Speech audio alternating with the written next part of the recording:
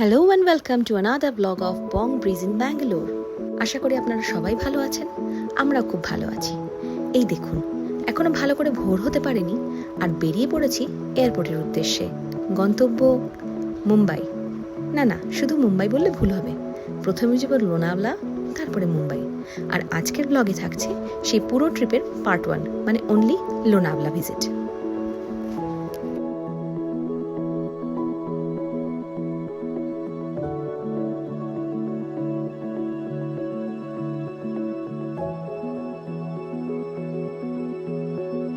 বেরিয়েছিলাম আলো ফোটার আগেই, আর এয়ারপোর্ট পৌঁছতেই সব দিক ফর্সা হয়ে গেল।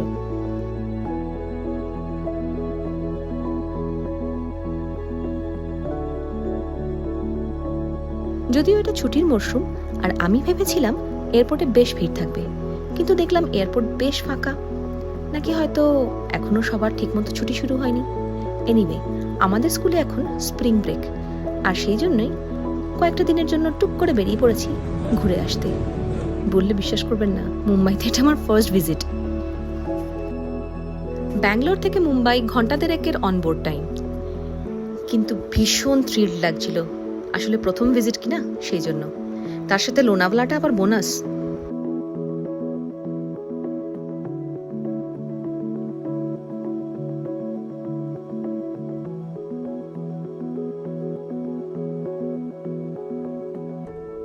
দেখতে দেখতে টুক করে ছুঁয়ে ফেললাম মুম্বাইয়ের মাটি।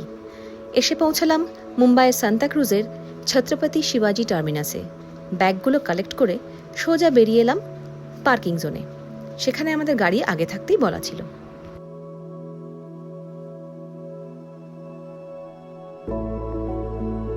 মার্চ এন্ডের মুম্বাই ওয়েদার যতটা গরম হবে ভেবেছিলাম, ঠিক ততটা গরম নয়। যাক বাবা, স্বস্তির নিঃশ্বাস।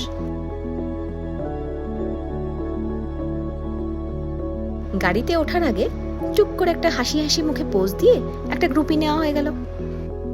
গাড়িতে ওঠার পরেও কিন্তু পোজ দেওয়া শেষ হয়নি। মুম্বাই শহরের হাসল বাসল কাটিয়ে যখন শহরতলির রাস্তা ধরলাম, দুদিকের পরিবেশ দেখে মনটা একেবারে জুড়িয়ে গেল। মুম্বাই টু লোনাওয়ালা যেতে প্রায় 3-4খানা টানেল পড়ে, আর টানেলের ভেতর দিয়ে যখন যাই, এর লাইটগুলো দেখে আমার দারুণ লাগছিল। আসলে প্রথমবার আমি টানেলের মধ্যে দিয়ে যাচ্ছিলাম, আর ফার্স্ট টাইম এক্সপিরিয়েন্স তো সবারই খুব স্পেশাল হয়, তাই না?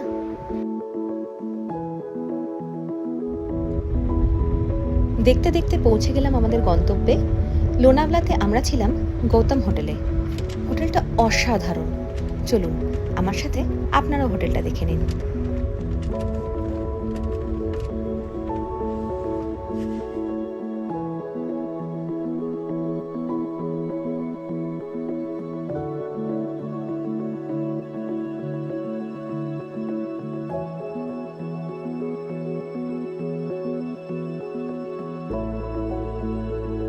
আদ্যপান্ত রাজস্থানী থিমে তৈরি এই হোটেলটা বারবার মনে করিয়ে দিচ্ছিল আমি যেন মহারাষ্ট্রে নয়, রাজস্থানের কোথাও রয়েছি।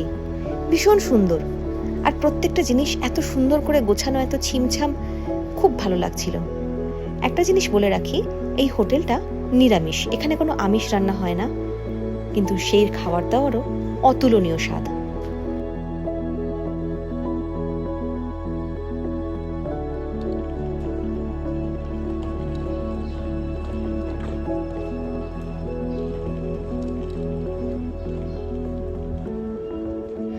উইকডেজ হওয়াতে হোটেলে লোকজন তো যথেষ্ট কম ছিল, আর তার জন্য আমাদের রুমটা আপগ্রেড করে দেওয়া হলো। আমরা পেয়েছিলাম একদম সুইমিং পুলের সামনের একটা রুম। দারুণ ভিউ, আর সেরকমই সুন্দর।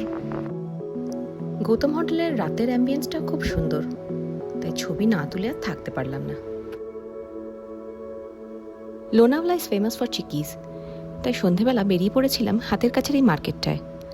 আর যেখানেই দেখছি এই ব্র্যান্ডটা কিন্তু খুব ফেমাস, মগনলাল চিকি। এই মগনলাল নামটা শুনলেই এর সারনেমের সাথে মেঘরাজ বসাতে বড্ড ইচ্ছে হয়।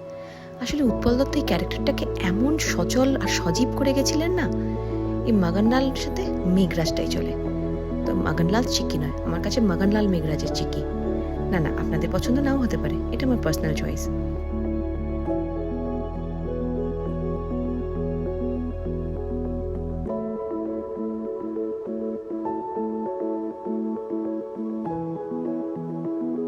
এই দোকানটা কিন্তু বেশ বড় ছিল, আর তার সম্ভারের প্রাচুর্যও কিছু কম ছিল না।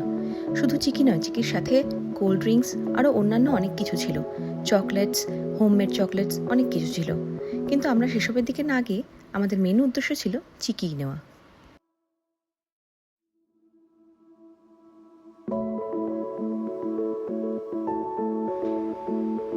কলকাতায় যখন আমরা ছোটবেলায় ট্রেনে করে যাতায়াত করতাম, ট্রেনে দেখতাম বাদামের চিকি উঠত, ওইগুলো খেতাম।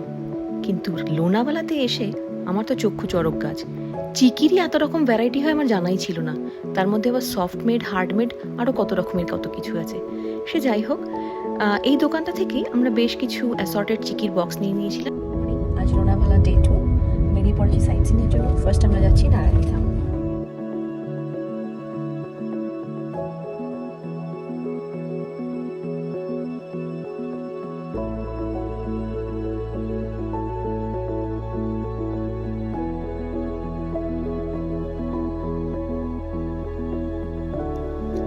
লোনাভালা বেড়াতে এলে নারায়ণী ধাম টেম্পল ভিজিট করাটা একেবারে রেকমেন্ডেড। ভীষণ সুন্দর মনোরম পরিবেশের এই ছোট্টখাট্ট মন্দিরটা ভীষণভাবে আপনার মন টানবে। একটা পরম শান্তির জায়গা। এখানে ভক্তদের থাকার ব্যবস্থাও আছে, সেই জন্য এখানকার অফিসে যোগাযোগ করতে হয়। এদের গোশালাটাও ভীষণ সুন্দর, আমার তো দারুণ লেগেছে। পুরো জায়গাটাই আমার ভীষণ মনোরম মনে হয়েছে। মনে হচ্ছিল আরেকটু সময় কাটাই, কিন্তু সময়ের অভাবে বেশিক্ষণ ওখানে থাকতে পারিনি।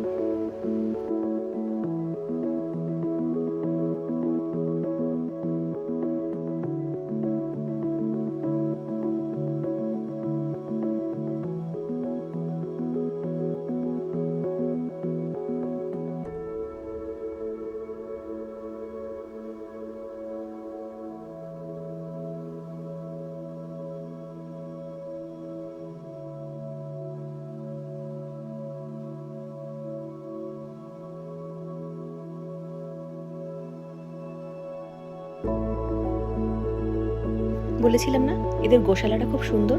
এই দেখুন, এক ঝলক গোশালাটাও দেখিয়ে দিই।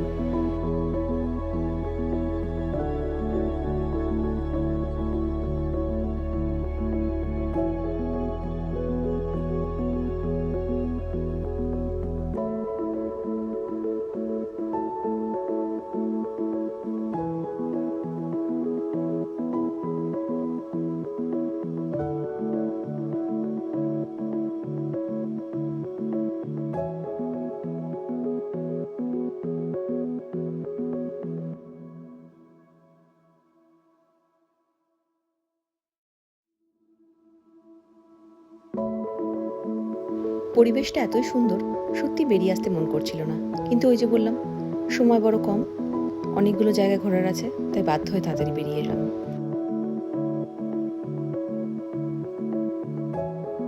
নারায়ণী ধাম থেকে বেরিয়ে আমরা এখন যাচ্ছি ভিউ পয়েন্টে। আমরা যখন লাইন্স ভিউ পয়েন্টে, ওর কাছাকাছি টাইগার ভিউ পয়েন্ট আছে, তো বোথ আর অ্যাকচুয়ালি সেম। তো one of the view points আমরা ভিজিট করব, তারপর ওখান থেকে আমরা দেখি কোথায়। নারায়ণী ধাম থেকে বেরিয়ে আমরা গিয়েছিলাম কাছাকাছি যে ভিউ পয়েন্টসগুলো আছে সেখানে। এখানকার দুটো ফেমাস ভিউ পয়েন্টস হলো লায়ন্স ভিউ পয়েন্ট আর টাইগার্স ভিউ পয়েন্ট। দুটোতেই গেছিলাম, অলমোস্ট সেমই ভিউ। যাই হোক, ভিউ পয়েন্টে যাবো আর পোজ দেবো না, এটা হতে পারে?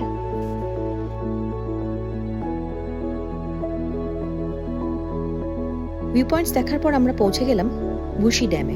বুশি ড্যাম, এখন জলটা কম আছে, কিন্তু বর্ষাকালে এখানকার লোকালদের কথা অনুযায়ী এটা পুরো ভরে যায়। ইনফ্যাক্ট যে জায়গাটা আমি দাঁড়িয়ে আছি সেটাও পুরো ভরে যায়। আর যেখান দিয়ে আসলাম, ওই যে পেছন দিকে ওই লাল শামিয়ানাটা দেখছেন, ওইখান থেকে জল উঠছে মোটামুটি আরো নিচে অব্দি চলে যায়। আর সত্যি আমরা দেখলাম ওখানে ওয়াটার পটহোলসও তৈরি হয়ে রয়েছে।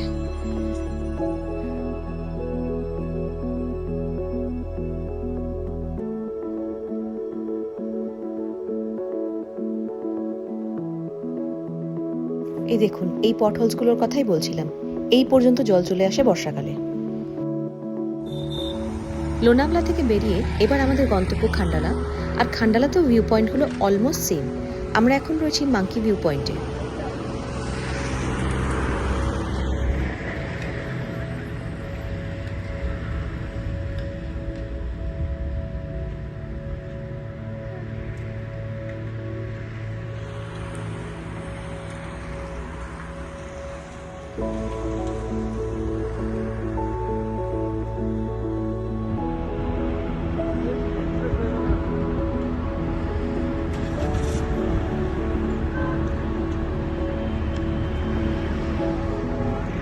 এটা খান্ডালার একটা অন্যতম বিখ্যাত শুটিং স্পট।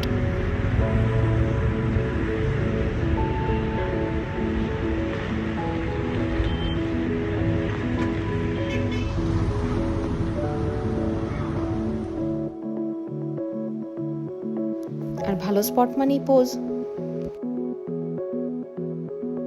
খুব সুন্দর সুন্দর স্পট দেখে বেজায় খুশি, তাই জন্য একেবারে দন্তরুচি কৌমুদি। খান্ডালা থেকে এবার আমরা বোম্বের পথে ফিরছি, আর যাওয়ার সময় যে টানেলগুলো পড়েছিল সেই টানেলগুলোর মধ্যে দিয়েই আবার আমরা বোম্বের দিকে ফিরছি।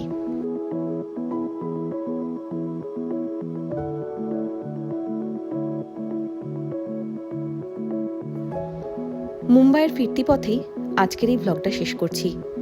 লোনাওয়ালার এই সুন্দর স্মৃতি আমার মনের মণিকোঠায় চিরকাল থেকে যাবে। প্রত্যেক জায়গায় যেখানেই বেড়াতে যাই, প্রত্যেক মুহূর্তে যে কাজগুলো মন থেকে ভালোবেসে করি, সেগুলো অনেক অনেক স্মৃতি তৈরি করে, আর সেগুলোকে নিয়েই আমরা পাথেয় করে এগিয়ে যাই। আজকের ব্লগটা কেমন লাগলো অবশ্যই কমেন্ট করে জানাবেন, আর যদি সাবস্ক্রাইব না করে থাকেন সাবস্ক্রাইব করে নেবেন। ভালো থাকবেন, সুস্থ থাকবেন। খুব তাড়াতাড়ি দেখা হচ্ছে নেক্সট ব্লগে। ততক্ষণ পর্যন্ত বাই, টেক কেয়ার।